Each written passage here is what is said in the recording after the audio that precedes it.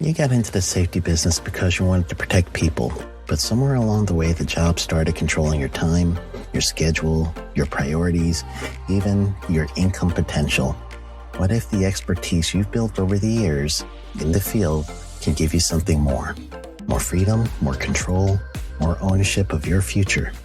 I'm Sheldon Primus, the author of 7 Steps to Starting a Profitable Safety Consulting Business and the host of the Safety Consultant Podcast, with more than 350 episodes helping safety professionals become consultants and grow their career.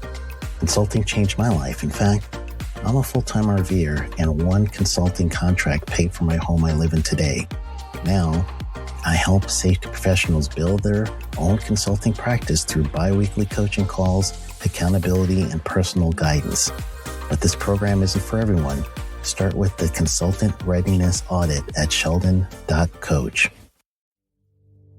What if everything we thought we knew about safety was just interference? From the host of the Rated R Safety Show and the founder of Safety FM comes the complete Signal Transmission Trilogy, now available in one powerful edition. Safety, in my opinion, the book that started the conversation. Safety Mutation, where the boundaries of culture, systems, and belief begin to break. And now, Safety Transmission, the final piece of the signal. For the first time, all 3 books are together in one volume. The Signal Transmission Trilogy, Complete Edition. This isn't just about compliance. It's about consciousness.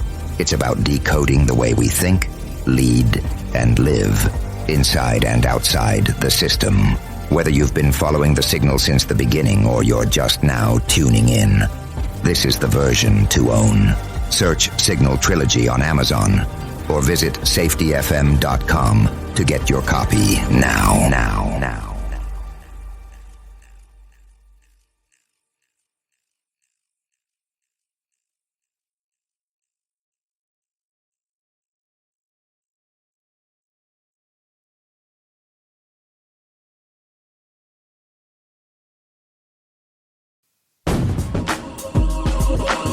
Sheldon Primus. Welcome to the Safety Consultant Show with Sheldon Primus, where we blend safety smarts with business brilliance and a pinch of Sheldon's signature wit. Whether you're a safety pro, a fresh-faced consultant, or just safety curious, get ready for a show that'll educate, entertain, and elevate your safety game. Let's dive into the art of consulting with your safety Sherpa himself, Sheldon Primus. This episode is powered by Safety FM. All right, welcome to the Safety Consultant Podcast. I am your host, Sheldon Primus. This is the show where I teach you the business of being a safety consultant. We talk about OSHA compliance. We talk about EH&F stuff. I do some interviews. Do a whole bunch of stuff. So we are getting ready to talk about episode 2 of the Safety Champion program with OSHA. So if you have not listened to the OSHA Safety Champion program that I did in episode 1, then that's all right. We're going to do episode 2, and if you want, you could stop us right now, go listening to episode 1, then come back and episode 2. While you're doing that, I'm going to talk to the people who have not subscribed to this podcast yet, so please go ahead and hit the subscribe button, go ahead and hit the like and follow button, the plus button, whatever it is on your, where you're listening to me on right now. Go ahead and hit that because I'm looking for new subscribers. It's free to do. You don't have to pay anything. It's going to help with the algorithm from all the different social media services. So I am honestly, I'm pimping myself. So go ahead and hit whatever it is. I would appreciate the support. And honestly, it's a great support. It's something that everyone could do. Just go ahead and follow the program, and it's going to bring more visibility to this so I can help more people. So I thank you in advance for doing that, and I'll keep an eye on the numbers, and when we start getting an increase, I'll let you know. I'd like to thank everybody who's listening to me around the globe, too. That's a big thing. And I know that I was OSHA-centric in the last episode, and I will be this episode and the following just because of the Safety Champion program. But again, I encourage you, listen this through, but then encourage you to think about the core principles that I'm going to describe in the stages, because these principles and stages is going to help you when you're going to talk, or are going to help you? Is going to help you? I'm not too sure about that one. You science, and then, or not science, you wordsmiths out there, let me know if which one I need to think of there. So anyway, again, the Safety Championship program is specific to the U.S. and to OSHA, and only OSHA's jurisdiction. Not even people in the public sector for OSHA could do this, unless your public sector has a state plan. But those you public sector workers that doesn't have a state plan, you guys can't qualify for this either, because it's only OSHA's jurisdiction. So what you're going to need to do is just listen to these principles of what OSHA is trying to get the safety champions to do, and you do this for yourself. And that's the goal here. I want you to be able to use this to reduce risk, to make it easier for you to let workers know that you care, and show that there's going to be a new safety and health initiative that you're going to do for yourself, regardless of getting OSHA's stamp of approval. But for those of you that are ready for the OSHA readiness program, or you want to be, all right, you've got even more of an incentive to listen out today, all right? So listen clearly, listen closely. We are going to do this thing. Can everyone hear me? Knock, knock. Who's there? No, I'm just kidding. All right, so let's get this thing going. First, we talked about, just gave you a nice little overview of what the safety program is and isn't. So OSHA has the Safety and Health Achievement Recognition Program, and then they also have the program that is called VPP, Voluntary Protection Program. So you guys heard me go through that last time, and I was trying to figure out VPP and all the other stuff, and just not wanting to say those acronyms too much. So I'm going to do the same thing now. We're going to say the acronyms, and we're not going to spell out everything like before. It's too much. I just don't have the energy for that. Just don't have it. So you're going to hear me talk in jargon, and I'll talk jargon sometimes, not jargon other times. So SHARP and VPP both are OSHA initiatives that will exempt you from some OSHA enforcement if you qualify, because you're already at that stage where your program is good enough that to be recognized, and OSHA can trust you to reduce risk on your own for your workers. So there's differences and nuances between VPP and SHARP, VPP being the higher of the two. But honestly, listen to episode 1. You'll get to know a little bit about that. The Safety Championship structure that we're going to really talk about in this episode is 3 major steps: introductory, intermediate, and advanced. And all of that is built around OSHA's 7 core principles. So if you can't remember the 7 core principles, it's management leadership, worker participation, hazard identification and assessment, hazard prevention and control, education and training, program evaluation and improvement, communication and coordination for host employers, contractors, and staffing agencies. So those are going to be the pillars for your program. And in the past, I used to do a webinar, and some of you may still be able to look up my webinar entitled 7 Steps to Creating an Effective Safety and Health Program. So that is out there Yeah, you could probably find it in some of the webinar companies that I've done that on. So this 7 principles are about the same. So anyway, I'm going to kind of go through this with you and just want to make sure that you guys are going to be ready for not only the stages, but just understand how to get all these things going, okay? The big picture. This is the framework for the Safety Champion program. I like that OSHA's doing this because, again, SHARP and VPP, you have to be at a certain level of safety and health that you can't even qualify until you are really getting to that advanced stage. Safety Champion is to help people start earlier. So the big picture here is you want to make sure that you're going to get all your safety activities in a nice safety management system, if you would. Make sure that everything's fully connected. And if you're hearing that term safety management system and you're thinking of another initiative called ISO 45001, you are correct. That is also an influencer, if you would, for this Safety Champion program. So what you're going to see is the first element of the 7 core elements, and again, introductory, intermediate, advanced, is just how much are you putting that into your everyday working system. The more advanced people are doing it in all their activities. Introductory, you may not even have a safety and health program yet, but you want to. That's the difference. So first core principle is management leadership.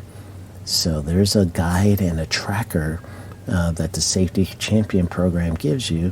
And what you want is your management to start doing things such as give you a mission for safety, setting goals, providing resources, establishing accountability.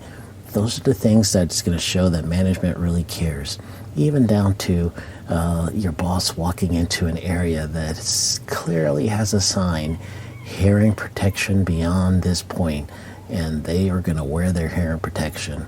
Or if not, it's very easy for someone who's a regular worker to say, "Hey boss," and tap their ear and point out that the boss isn't wearing hearing protection, and the boss throws up that thumb and says, "Cool, thank you." And they put on their hearing protection and it's not weird. And no one's getting written up or any of that stuff. That is truly going to show management commitment and support into the safety system. So leadership has to believe that everyone's job is safety. And it's not just about compliance. It's about what can we do beyond safety compliance. It could be even, being visible when it comes to safety meetings and showing up for whatever time they have in the safety meetings and giving their input in safety initiatives as much as they would their input in operational and production and quality initiatives. That's what it looks like for management and leadership. And they're going to talk about ethics too. It's a big thing. So after that, the next element's going to be worker participation. How do we get workers to feel like they have a voice in your system? So you're going to have to do some sort of baseline worker survey, create an action plan from the findings, and you're going to think about workers' rights stuff. So there's going to be discipline with HR crossing over to our discipline, which is good. You want all the disciplines to cross over with your organization and all the different people like production, quality, HR, finance, sales. Everybody's going to be working together towards this initiative. So first we're going to have to check and see where everybody, where their feelings are. Their perception study on safety and health is going to be important. You're going to have to create committees. You're going to have to create documentation and have the workers participate in that stuff. Help them create JSAs and start utilizing the JSAs, job safety analysis. JHAs, the same thing, job hazard analysis. going to do investigations with worker participation, learning teams. All of that is going to be how the workers are going to get involved in your safety and health program. So that information that is being gathered and the participation that's happening is going to make everyone feel that we're in this together. So that's step 2, an important step, because you're going to build trust, and you want to build that trust. Next after that is going to be hazard identification and assessment. So this is a big portion of, what the safety and health, the EH&S department is going to be working on. They're going to be they're going to figure out the listing of hazards, chemical hazards, physical hazards, how exposure happens to these hazards. That's going to be your JSAs. It's going to be anything, really. It's going to be regarding risk and looking and finding risk as best as you can through regular audits and inspections, emergency action preparation, contingency planning, the nuances of looking for high-risk situations, identifying and assessing hazards as to how badly someone will be impacted by this hazard if they get exposed to it. Then that information is going to help you go to the next phase, which is to figure out, all right, now that we know the blind spots, we know where incidents are likely to happen, we did our learning team to figure out where risk exists, we listen to the workers, let's now do hazard prevention and control. And you can use the hierarchy of controls for this. And that hierarchy of control is going to lead you to elimination, substitution. Next after that will be an engineering control, an administrative control, which is just your work rules. Then very last line of defense we say is PPE, personal protective equipment. That doesn't dismiss that. That equipment's important. It's only the last line of defense because there's so much human interaction. You want to make sure that the people know, here's my PPE, this is what it's good for, this is how I store it, this is where is the best place, or let me clean it up after I use it. All that is human interaction. That's why it's the last line of defense, because it really relies on the human knowing a lot about their PPE. So it's not that it's bad, it just means that we're calling it the last line of defense truly because there's a lot of, you got to make sure the people know how to take care and use and all the other stuff related to their PPE. So that is the stage 4 hazard prevention and control.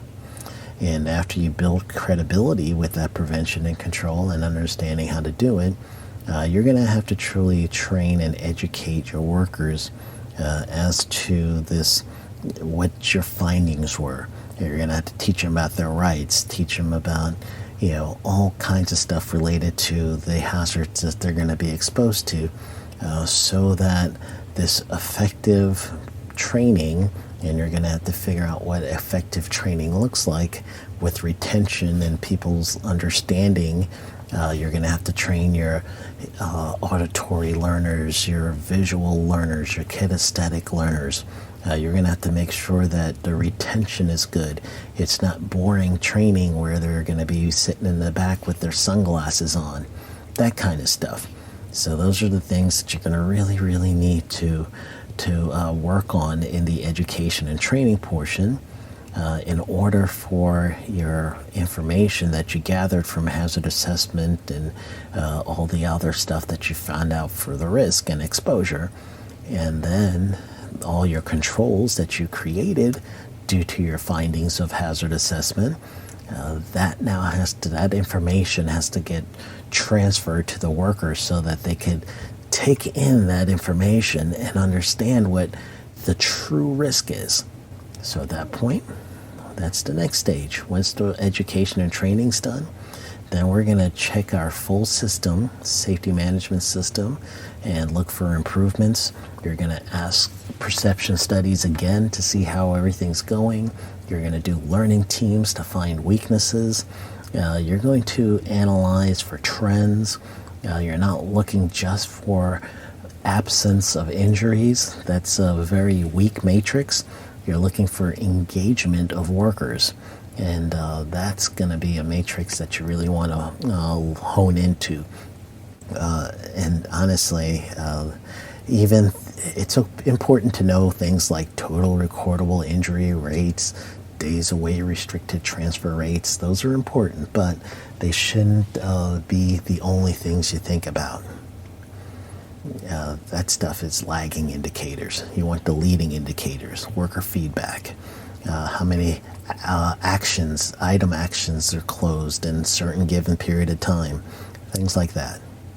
Then after you work on your improvement, evaluation of the programs, improvement of the programs, then the next stage is to let's work with the contractors, hiring contractors, vetting them, making sure that they know hazards in their area, making sure the training of the contractors are working well. So temporary workers, turnaround crews, specialty trades on your site, vendors that come in and out. You want to make sure that everybody in that organization and even outside your organization is going to be prepped and prepared. So that is the core principles related to the Safety Championship Program. So that's a lot of information. I'm going to stick with that information for now. So what we're going to do is the next episode, part 3 of this, the closing part, I'm going to pretty much help you answer some of these practical questions as to how do I start building the program for you consultants? How can I create a practice or add some services in my practice so I could gain some customers through using the Safety Champion program? Which is a valid question. So I'm going to help you guys work that part out. So I am going to leave you, though, with letting you know that I have a Safety Champion Readiness Workshop, and this is going to be April 21st, 2026, from 8 a.m. to 12:30 p.m., and I am going to do my best to get you guys to understand this. And not only that, this is a workshop because it's 4 hours. So we're going to spend a good time helping you assess your organization. I got a workbook that we're going to take stuff step by step by step. And those of you that need continuing education units, I can't promise CEUs, but I can promise contact time. So I'm going to give you 4 hours of contact time. And if you are able to get that into CEUs, it'll be 0.4 in the continuing education units, but you will get 4 hours of contact time with a certification to go towards your renewal for whatever certification you have. So I will follow the IAA set rules for that. And if you want to be part of this and you want to get into the early bird, that's up until midnight at April 11th. And that price for early bird is $94. If you miss that, then the single person rate is going to be $165. Both of those rates will include a workbook. It'll include 14 days replay. It's going to give you just some action items with a checklist, what to do next, things like that. So it's still very valuable. If you missed the early bird, get the single ticket. If your company feels like you really want to invest in this, then go for the VIP ticket, $297. And with that VIP ticket, I am going to do a 30-minute just an assessment or just taught you through what to do. And if you're ready and you want to submit stuff to OSHA, but you need a third party just to look it through and to check you out, you're going to get a 15% discount on an in-person Safety Championship Readiness Facility audit, where I go to your facility and I look through your paperwork and we just make sure you're ready. And then you could go ahead and go through the OSHA steps with the SGE and everything else. So wherever level you're at, just go ahead and just be ready. I'm going to be ready. You're going to be ready. So this is something that we're going to work on together. You got this. Go get them.